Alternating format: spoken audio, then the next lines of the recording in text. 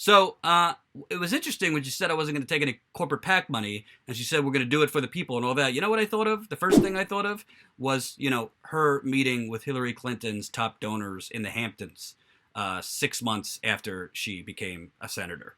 I know, it's racist and sexist for me to point this out, but I'm pretty sure, maybe they were sitting, drinking spiked tea, singing Kumbaya, and talking about Medicare for all and doing it for the people in the Hamptons.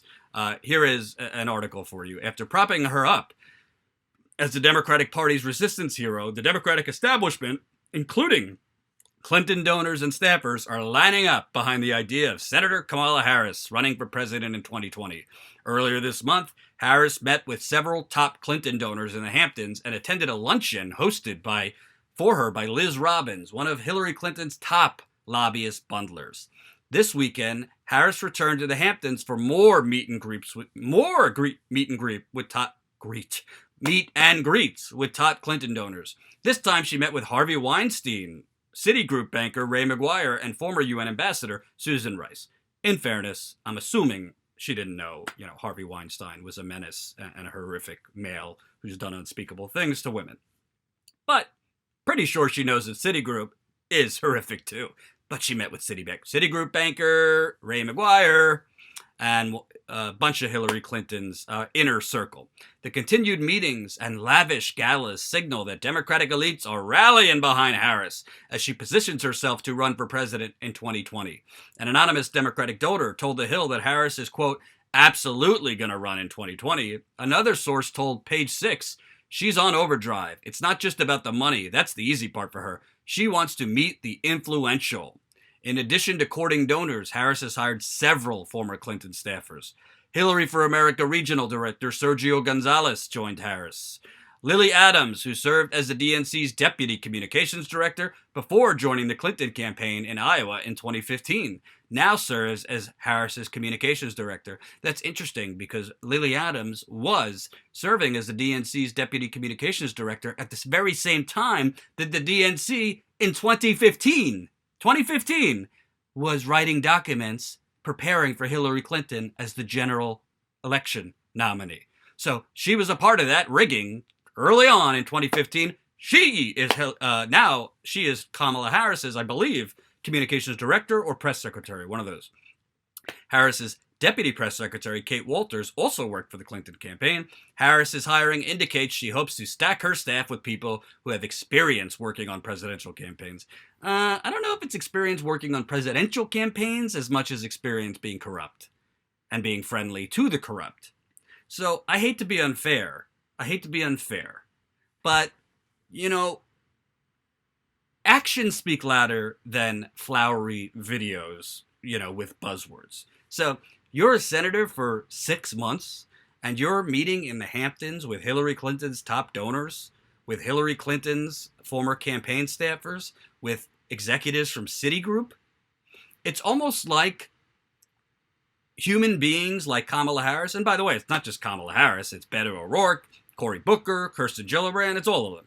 It's almost like the consultants and the donors and the party elites basically just get together with these people, and maybe these people at one point have, genuine views. Maybe at one point they have genuine principles, but it's almost like they put them in a machine.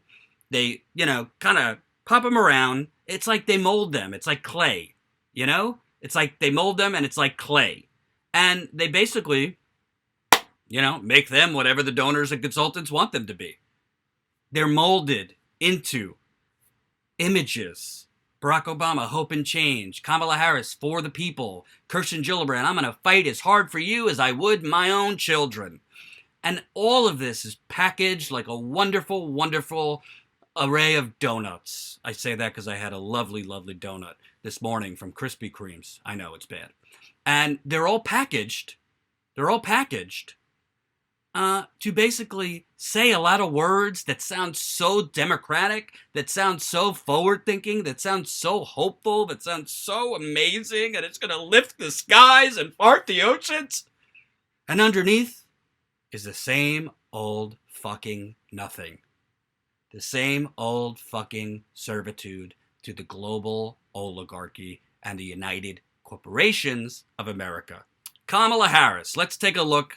It seems her go-tos as far as policy, she is proposing a $2.8 trillion middle-class tax cut called the LIFT Act.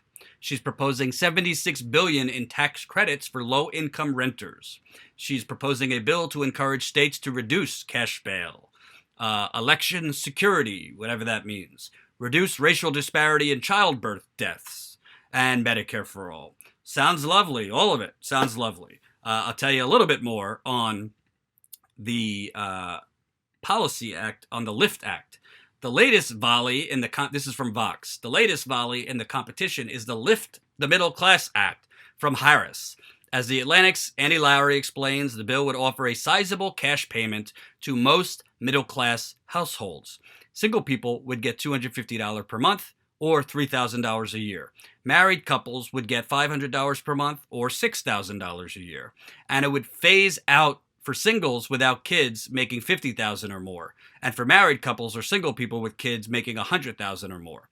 It costs about $200 billion in the first year, or $2 trillion over 10, roughly in the range of the price tag for the 2017 tax cuts. So, let me be fair about this, okay? It's not a bad idea what she's proposing. An extra $3,000 for individuals a year is not a bad idea. An extra $6,000 for a married couple is not a bad idea. So I'm not going to say these are not helpful. Of course, on the surface, if you can get $3,000, an extra $3,000, not corporate people getting $3,000, but working people getting an extra $3,000, that is a good thing. $6,000 for a married couple is a good thing. But the problem is, that is working around the edges. We are in a time with unprecedented income inequality. And it's not just income inequality, it is income theft. Income theft